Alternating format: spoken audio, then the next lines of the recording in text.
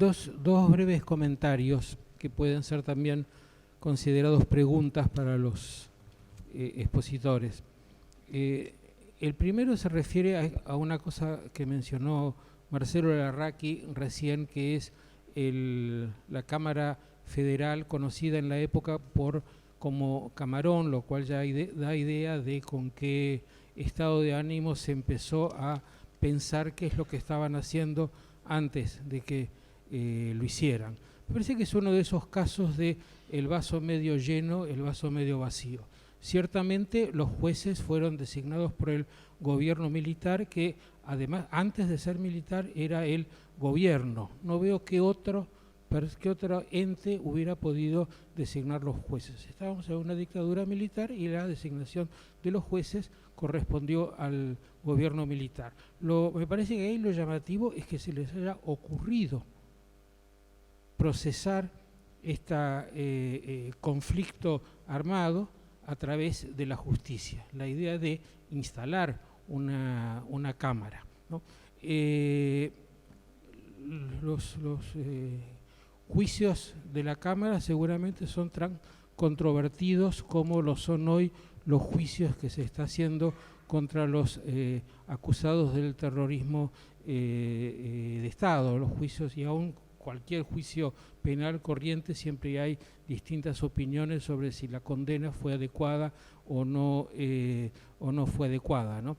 Y en cuanto a la tortura, bueno, un caso del vaso medio lleno, Marcelo escribió un libro sobre la violencia en la Argentina que se remonta por lo menos a la Semana Roja de principios del siglo, y sabe perfectamente que la tortura es un procedimiento estándar en la policía para acelerar las confesiones, lo cual es una cosa bastante distinta que este sistema de la tortura instalado por la dictadura, que era el sistema de la media hora inicial, en la que se hacía absolutamente todo lo que se podía para obtener nombres, y luego seguido de una tortura sistemática como castigo, ¿no? No estoy diciendo que haber torturado a los prisioneros haya sido el ideal, pero lo que me parece que vale la pena es, mirando desde el otro lado, valorar que un presidente que evidentemente tenía que confrontar dentro del ejército con un grupo que ya tenía la idea de hacer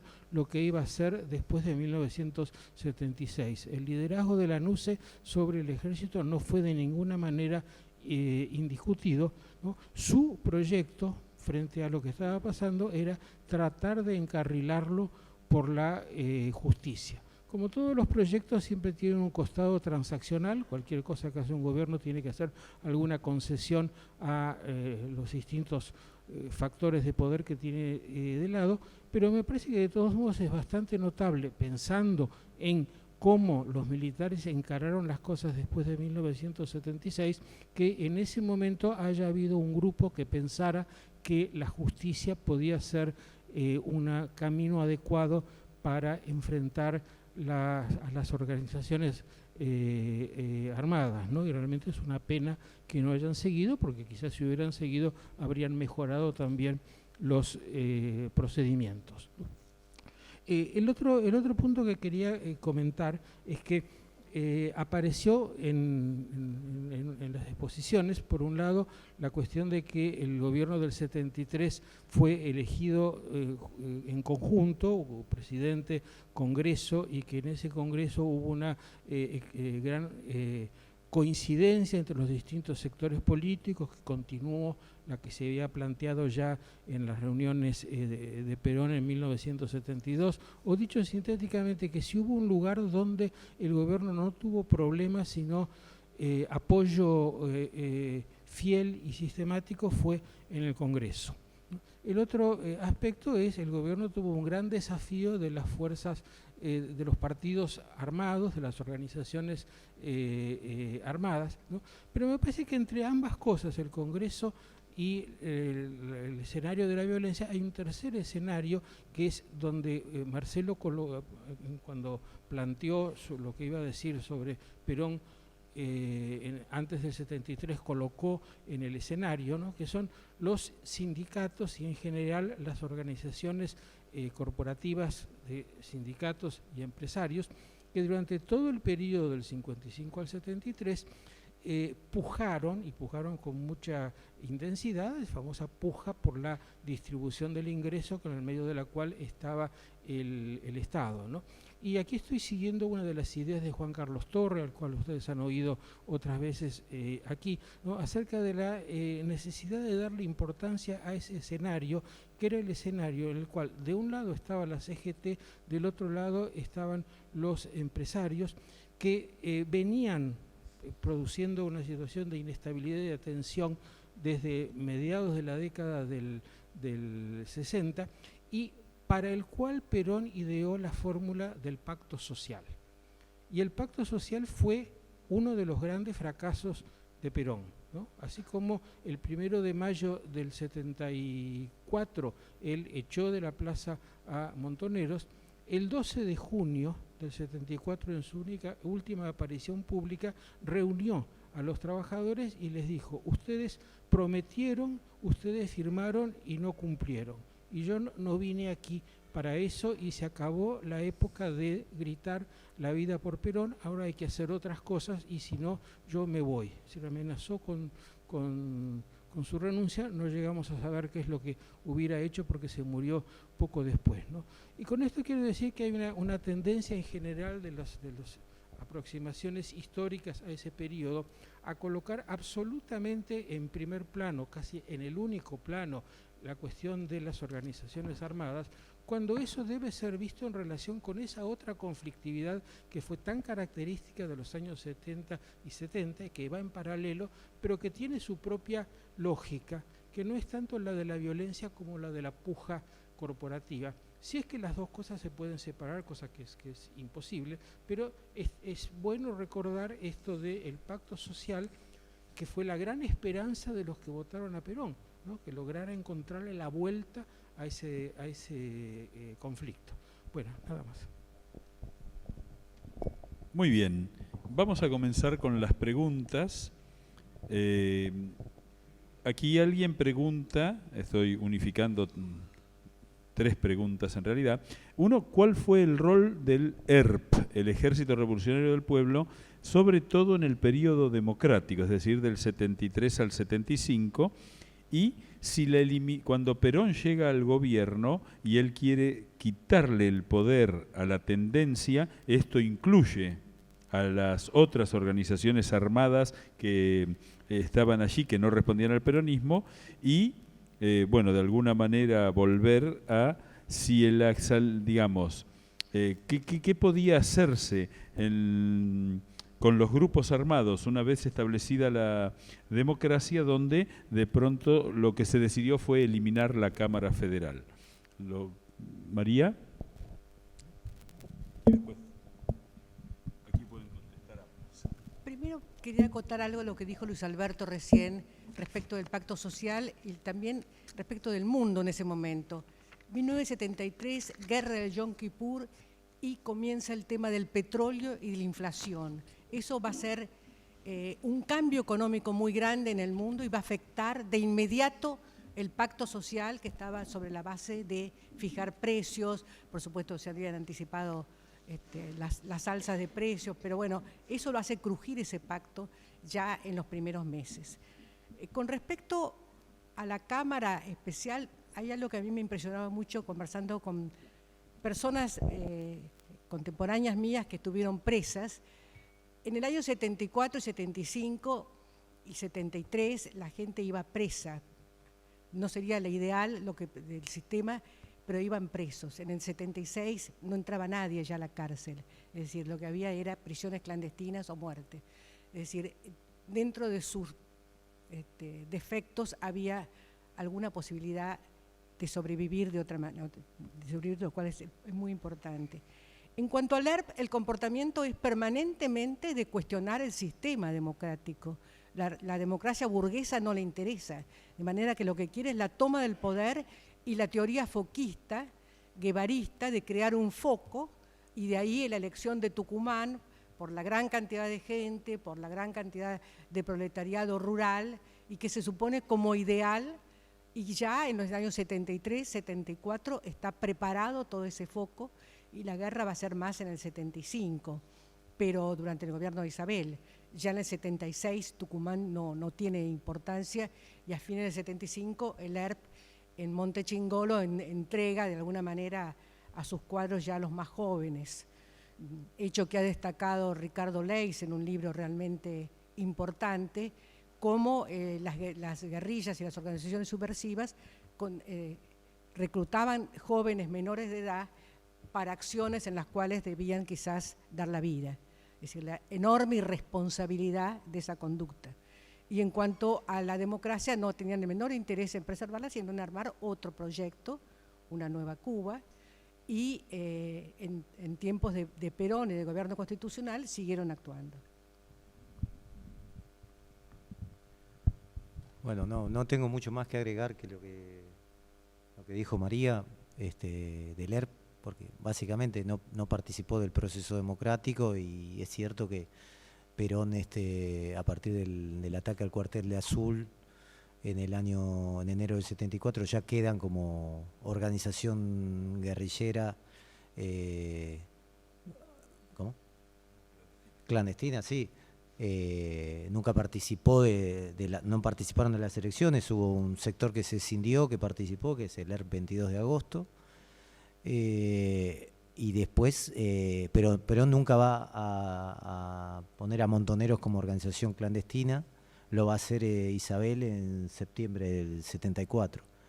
Como de alguna manera mantuvo el vínculo con las figuras públicas de la juventud peronista, obviamente subordinadas por Montoneros. Es interesante también que en todo este proceso que estamos analizando del 70 en adelante, la dirección de Montoneros estaba clandestina por el crimen de Aramburu, pero era una organización de superficie pública que formaba parte del movimiento justicialista, ¿no? Básicamente en el año 72 y 73. Bueno, esto se rompe, digámoslo, políticamente con Perón, y legalmente se rompe con otro. Pasan a, es decir, es designado como organización guerrillera por Isabel, y ellos mismos pasan a la clandestinidad 2 días después.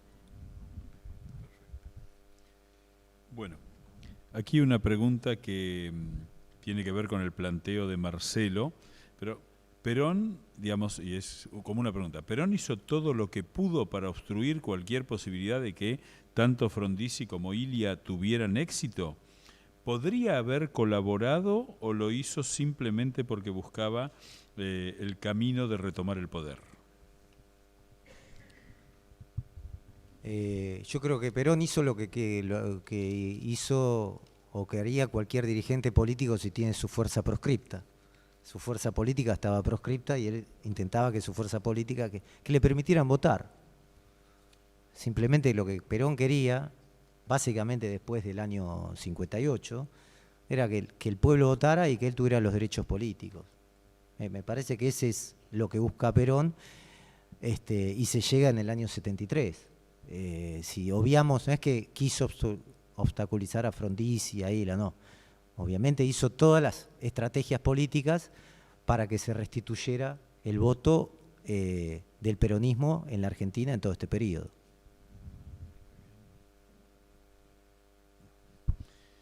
Bueno, aquí hay una pregunta vinculada a la elección del 73, que es si tuvo una real incidencia el voto a Perón por la izquierda, a partir de la boleta del Frente de Izquierda Popular de Jorge Abelardo Ramos. Yo creo que el Frente de Izquierda Popular, no tengo las cifras, aunque están seguramente, era una agrupación pequeña pero de mucha calidad en cuanto a sus integrantes, que muchos de ellos son escritores, ensayistas, etcétera, profesores conocidos, pero no creo que tuviera una gran importancia numérica.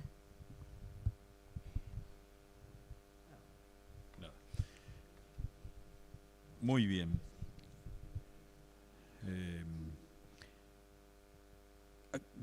Digamos, claramente el tema de las organizaciones armadas de la guerrilla es un tema que está presente porque estamos yendo más allí, ¿no?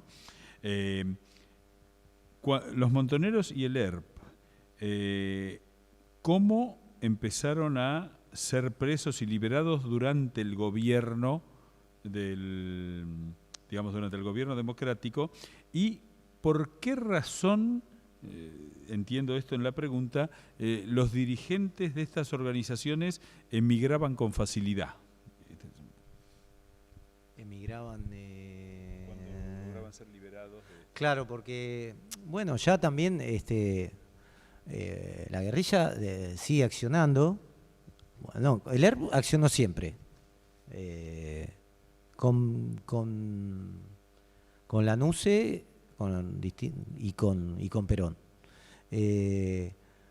Montoneros acciona con la NUCE incluso contra el ejército, incluso después de las elecciones del 11 de marzo. En abril del 73 matan a un coronel en Córdoba. Después Montoneros acciona en su lucha interna con el peronismo, digámoslo. También ellos son víctimas de la AAA, no es que estaban, que la tenían fácil, digámoslo. Estaba la AAA y el Estado parapolicial del gobierno peronista también, ¿no?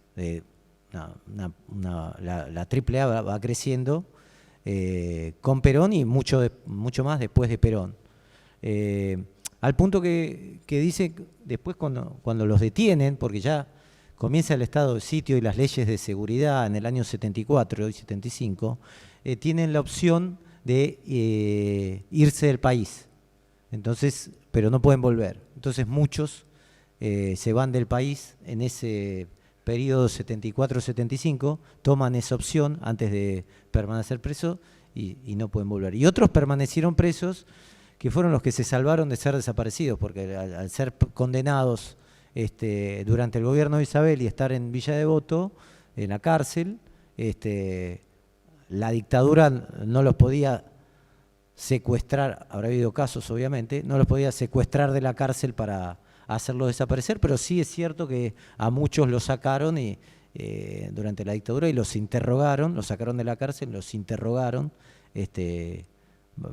obviamente para dar información o como amenaza. Incluso he hablado con algunos de ellos que estuvieron 2-3 días fuera de la cárcel y después volvieron, ¿no? Esto para entender un poco el poder de la dictadura. No quisiera entrar en debate, pero hay una cosa que, con lo que mencionó Luis Alberto, que quizá tenga que decir en esa equiparación entre lo que era la Cámara en lo penal y los juicios en la actualidad de la dictadura militar. Me parece que tenemos una diferencia conceptual de alguna manera, de decir que los juicios de la actualidad están todas las instancias de apelación y el sistema de justicia, se pueden discutir o no, pero están todos los sistemas de apelación en el juicio a los militares de la dictadura. Y en el caso de los juicios del Camarón era expedientes que se hacían en la policía, un juicio oral de un día y sin instancias de apelación.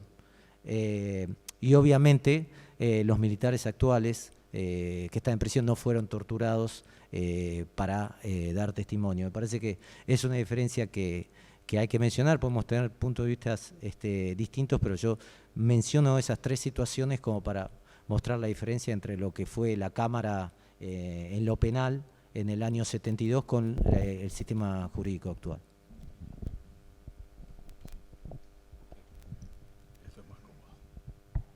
Yo creo que con respecto a la violencia, aparte del ERP, Montoneros o la Juventud Peronista, permanentemente hubo réplicas y contrarréplicas. Es decir, desde que llega Perón hasta, bueno, en el primer mes del gobierno de Isabel, la muerte de Monroy, por ejemplo, o la muerte de Kleisenburg, el director del diario El Día, muestran una permanente asedio de unos y otros. Ezeiza significa venganzas, no solamente Rucci, es decir, si uno lee los diarios de la época, ve que todas las semanas muere o un dirigente sindical de la ortodoxia sindical, o un dirigente de la izquierda sindical, o un dirigente estudiantil de izquierda o uno de derecha. Es una seguidilla de muertes, muchas de ellas olvidadas, o en su mayoría dejadas de lado, y solamente se habla de la AAA. Lo otro también sigue. Sí, en una confirmación de una afirmación que hizo María Sáenz Quesada, yo tuve la oportunidad de hablar con alguien que estuvo con Perón 2 días antes de su muerte, respecto de la lucidez de Perón, que era su secretario legal y técnico Gustavo Caraballo, a quien Perón le pide el 29 de junio que active el mecanismo para nombrar a Balbín en la Corte Suprema, a ver si llegamos a tiempo, lo hacemos presidente y puede llegar a ser mi sucesor. Dicho con estas palabras, lo hemos grabado, y que cuando él arma los instrumentos jurídicos para que lo firme Perón, ya sí Perón no estaba en conciencia para firmarlo, ¿no? Es decir, como que Perón tuvo hasta el último momento conciencia de la situación, ¿no? Porque, digamos, yo creo que el argumento de la senilidad de Perón fue también justificatorio, ¿no?, de algunas cuestiones. Y acá tenemos una pregunta que es interesante, muy interesante, porque, digamos, coincidiendo con Marcelo Larraqui, ¿no?, digamos, esa convivencia entre la izquierda y la derecha peronista era imposible. Y la pregunta es si previamente al asesinato de Aramburu en Perón estaba esa suerte de búsqueda de equilibrio entre esa nueva izquierda que no era originaria del peronismo y sí la derecha, y cuando él alaba, como bien leíste, el asesinato de Aramburu, no ya cortó puentes posibles para esa convivencia entre la izquierda y la derecha, o si eso ya es posterior y Perón es consciente cuando llega al poder y se encuentra con esa guerra interna del peronismo. Sí, me parece que Perón le da un uso táctico a la guerrilla, a Montoneros, para, digámoslo en términos políticos más rústicos, apretar a las Fuerzas Armadas. Como diciendo, si no permiten mi regreso, van a tener esto, ¿no? Este es el uso que le da Perón a la guerrilla al no deslegitimar la acción guerrillera. Lo decía, la violencia permanentemente, la violencia en manos del pueblo no es violencia, así, todas estas referencias verbales que hacía en favor de la violencia. Después Perón en ningún momento condenaba las acciones de los montoneros, previo al periodo del año 70, de las elecciones del 73. Entonces, ahí la pregunta no es que él estaba buscando una convivencia entre gremios y la izquierda peronista. Los gremios a Perón para el regreso le sirven muy poco, porque no tienen capacidad de movilización y porque los gremios venían de una etapa de Bandor que habían enfrentado a Perón. El primero que de alguna manera se desprende es Rucci, pero la UOM también negociaba con la NUCE, y tenían reticencias a apoyar a Perón, al regreso de Perón, porque veían a un Perón con el socialismo nacional, con la idea del socialismo nacional, esta nueva idea de doctrina peronista, y veían que Perón apoyaba a esta nueva estrella del movimiento que era la juventud. Y que ellos ya en el 72 esto ya lo ven los gremios. No estamos hablando ahora de que Perón bendice a los gremios antes del 73. Perón lo va a realizar inmediatamente después del 11 de marzo, pero como mencioné, en esta agitada campaña electoral y muy corta, Perón, la elección de Cámpora ya es un guiño a la izquierda peronista. Es indelegable esto. El eco del movimiento está en Cámpora. Sí. Hay una pregunta para aclararlo. ¿Cámpora ya es hombre de la izquierda peronista antes de la elección, durante la campaña electoral, o se hace de la izquierda peronista durante la campaña porque la izquierda lo apoya? Pregunta con maldad, discúlpeme. No, Cámpora es un conservador, así que no es un hombre de izquierda. La tendencia revolucionaria se apropia de Cámpora porque Cámpora entiende que Perón le dio lugar a la izquierda para desgastar a las Fuerzas Armadas y ve la organización de la Juventud Peronista a través de Galimberti, tiene miles de cuadros que movilizan en todo el país. Paladino lo único que movilizaba era el Torino, perdón que lo diga, que era el delegado. Entonces los gremios no se movían en favor de el regreso de Perón. Y entonces cuando Montoneros lanza la campaña Lucha y Vuelve, empieza la movilización en junio del 72. Claro, lo que Montoneros después no entiende que Lucha y Vuelve es vuelve Perón, no vuelve Montoneros. Esto también es la apropiación que hace Montoneros del propio Perón. Pero la campaña de movilización para el regreso de Perón la hace la izquierda, Juventud Peronista, y Montoneros obviamente, y es también con el pedido de liberación de presos políticos que lo empieza a poner Cámpora como consigna de campaña. Entonces Cámpora juega en sintonía como juega Perón en ese momento, que es apoyar la tendencia revolucionaria.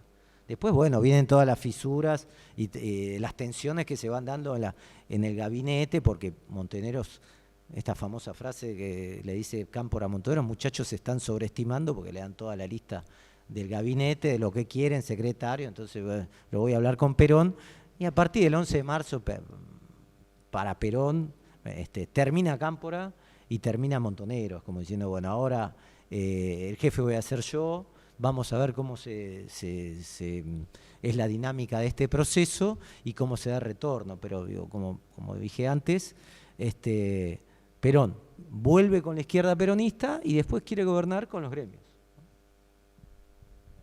Sí, claro.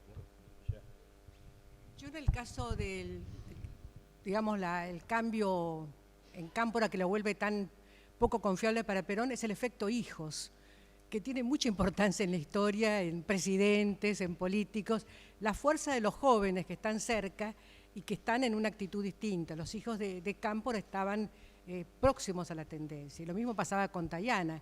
Peronistas que eran de la vieja guardia peronista sienten el efecto de los jóvenes y lo podemos reflexionar sobre muchos hijos y muchos presidentes. Muy interesante, muy bien. Ahora vamos a entrar en algunas preguntas que vinculan la historia con el presente.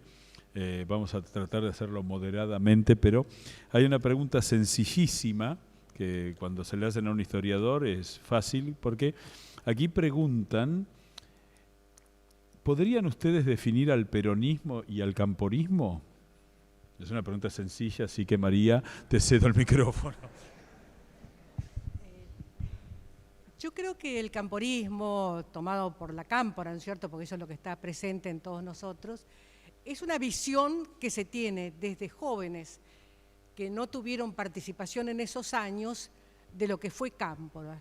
Cámpora fueron unas pocas semanas de gobierno como representante de Perón, que él se dio cuenta porque renunció sin ninguna protesta, pero los que lo rodeaban lo convirtieron en símbolo, y la mala historiografía y la memoria histórica que es tan conflictiva con la historia, hicieron otra cosa de Cámpora. Es decir, yo cuando era chica mi familia era antiperonista y decían siempre, ¿qué hora es, general? La hora que usted quiera, eso se lo atribuye a Cámpora. Siempre fue una buena persona Cámpora, pero indudablemente se lo magnificó de una manera como el representante de un momento ideal para los jóvenes setentistas, esos 2 meses en que pareció que habían llegado a tocar el cielo, o tomado el cielo por asalto, lo que fuere. Fueron 2 meses idealizados fuertemente y la campaña electoral también quedó en la memoria colectiva de ese sector y a través de infinidad de sistemas educativos, libros, etcétera, memorias, eso se transmitió hasta estos jóvenes camporistas de hoy. ¿No es cierto? Que dicen, somos los pibes de la liberación, una cosa un poco antigua, los años 70. Bueno, yo pienso un poco parecido, porque creo que el camporismo es un ex post facto, digamos, es un invento de época, porque lo que uno le tiene que valorar a Cámpora, Cámpora, no la Cámpora, sino Cámpora persona, digamos, al dirigente, es haber conducido la campaña muy difícil frente a las Fuerzas Armadas, que incluso en febrero del 73 se estaba hablando de la proscripción del Frejuli, porque las Fuerzas Armadas se dan cuenta que van a ganar, que ellos tampoco pudieron presentar un candidato, como pensaba en el proyecto electoral original. Los militares no tuvieron un candidato competitivo. Entonces se dan cuenta que está volviendo el peronismo. E incluso en febrero, antes de las elecciones, están puestas en duda. Incluso le dicen que firmen, Lanuse, que firmen 5 puntos, que no van a tocar esto ni lo otro. Entonces, Cámpora banca de alguna manera ese proceso con un Perón en ausencia, que va desde diciembre hasta el 11 de marzo y gana con el 50%, 49 monedas. Entonces digo, y ese es el valor de Cámpora en nombre de Perón, obviamente, ¿no? Cámpora al gobierno, Perón al poder. Lo que sucede es que no se sabía qué iba a pasar con las Fuerzas Armadas, con la guerrilla, con el gobierno, no se sabía. Yo se lo pregunté a Rigui justamente el año pasado, antes de que falleciera. No, sí, Cámpora ganaba, tenía que haber sido presidente por 6 años, ¿no? O 4. 4 años, claro, por 4 años. Pero no estaba, es decir, yo creo que 6, ¿no? 4. Bueno, No. Por fin un debate fuerte. Sí. Las Fuerzas Armadas imponen en 1972 un estatuto electoral que manda todos los mandatos a 4 años, manda elección directa, senadores 3 por distrito y hace una serie de modificaciones, y ahí es muy buena la aclaración porque Cámpora inicia el periodo del 25 de mayo del 73 y la elección de septiembre es para completar el mandato de Cámpora, el mandato del 25 de mayo, es decir, el mandato, las elecciones para reemplazar a Isabelita, había una reelección permitida, era un estatuto que estaba supraconstitucionalmente, pero sin una convención constituyente, y las elecciones estaban convocadas para noviembre del 76. Es decir, que el golpe de Estado es 6 meses, 7 meses antes de la elección, y de alguna manera había un consenso en la clase política, donde uno tiene que recordar la frase de Balbín: no tengo soluciones que ofrecer. Ningún partido había iniciado el proceso interno para elegir sus candidatos para la elección de noviembre, ¿no? Con lo cual, digamos, hay toda una responsabilidad allí, pero el mandato de Cámpora era por 4 años y en una circunstancia donde también muestra el poder de los militares, que pudieron imponer el estatuto, y la Hora del Pueblo aceptó ese estatuto como válido, ¿no? Que no se cuestionó en todo el periodo democrático. En esos 3 años a nadie se le ocurrió disputar ese tema.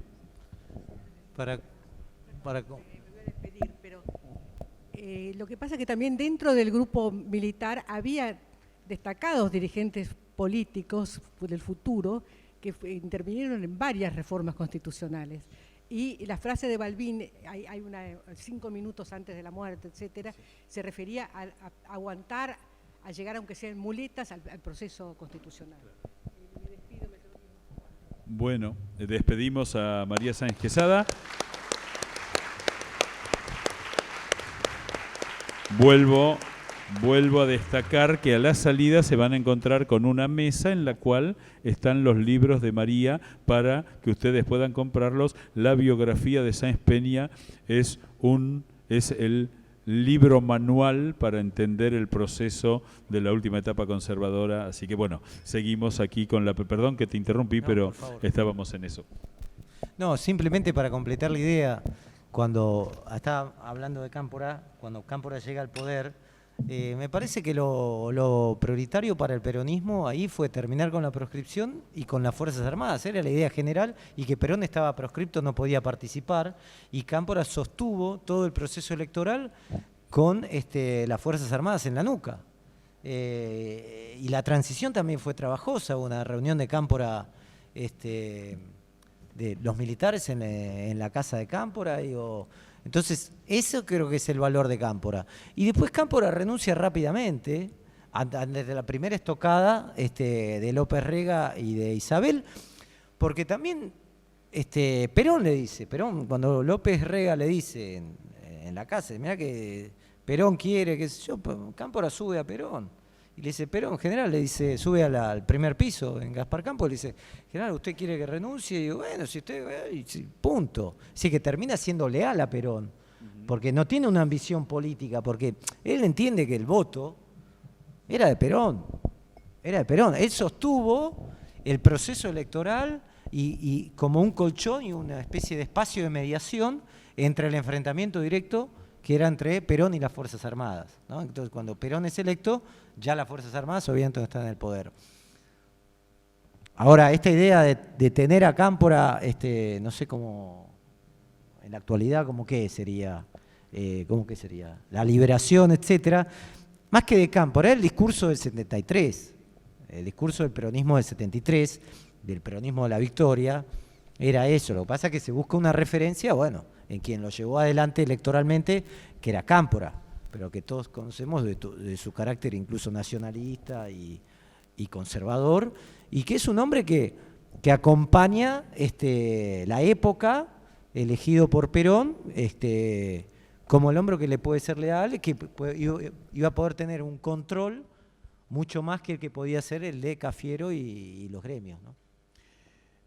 Una aclaración importante, el estatuto provisional que ponen los militares en el 72 incluía el balotaje, que era la novedad institucional, sí. Por eso Balbín se retira, lo cual constituye un extraordinario récord argentino también. Es el único país en la historia que 2 veces 2 candidatos se retiraron de un balotaje, ¿no? Sí. Bueno, uno ganando.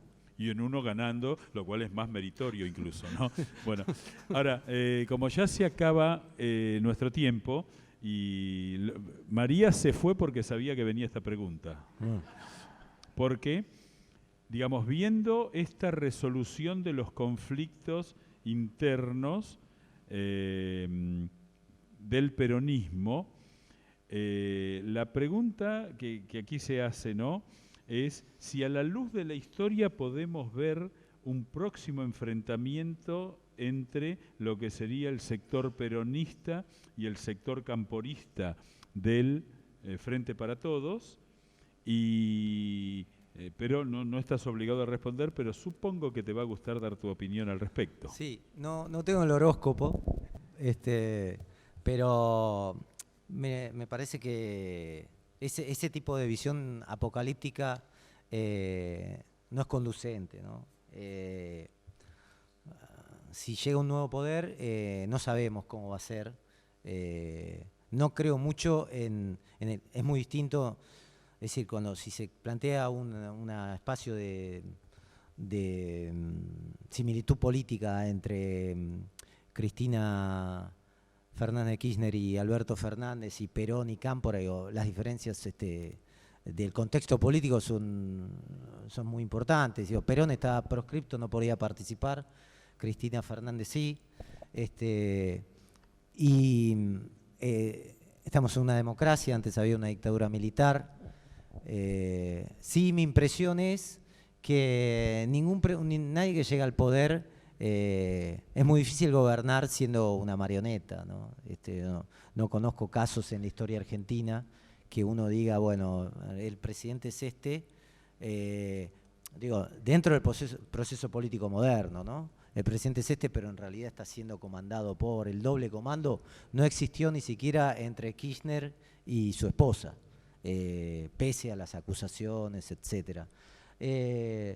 No, mi impresión es que lo que hay que entender, que esta idea de peregrina, de decir, bueno, vamos a terminar con el peronismo, es no entender un poco el escenario político y es cebarse un poco con uno.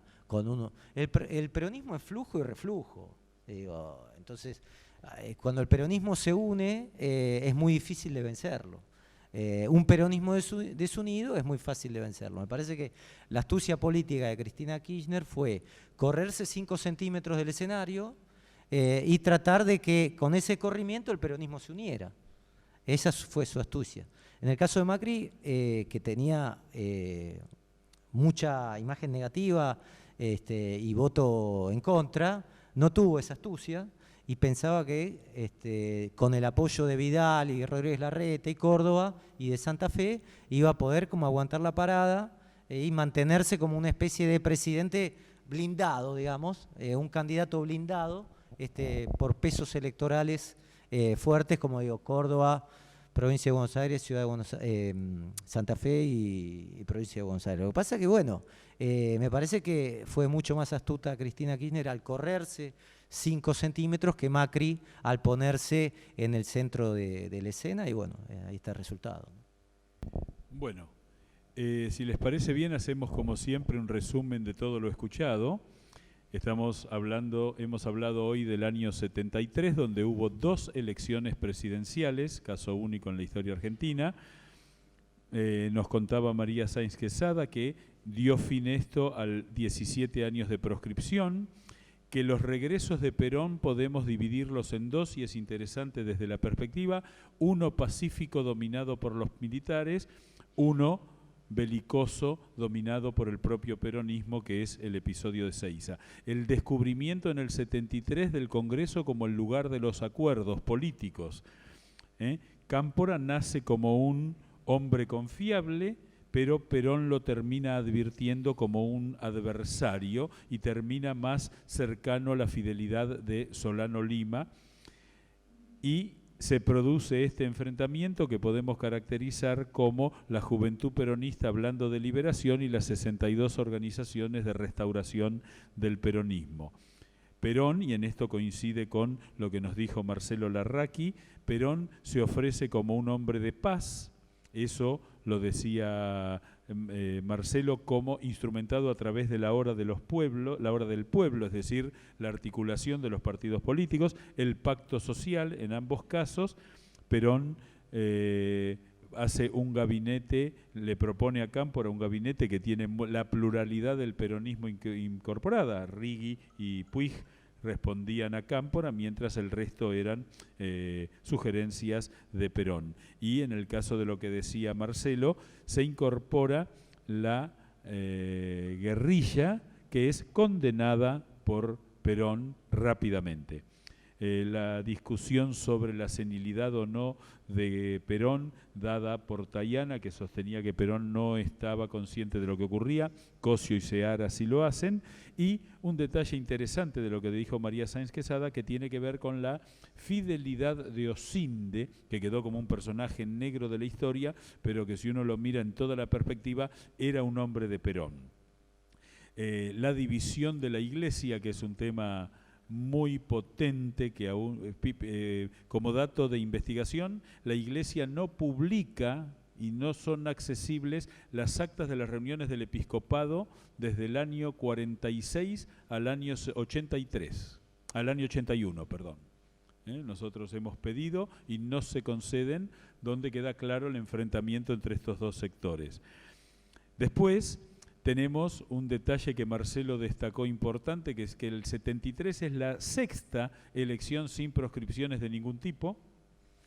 Hay 4 actores fundamentalmente al iniciar este proceso, que son Perón, las Fuerzas Armadas, el sindicalismo, que se tiene que resignificar sin el Estado y va adquiriendo una identidad propia, las guerrillas, las distintas etapas del exilio de Perón, que pasa a ser el tirano prófugo al gran apoyo de Frondizi, después el debate entre azules y colorados que Perón mira desde afuera y que termina también en un enfrentamiento relativamente parecido entre Perón y Bandor, y la UCR cómo va variando de una unidad monolítica de apoyo a la Revolución Libertadora, en 2 años se dividen y da lugar a una decena de partidos posteriores hasta hoy.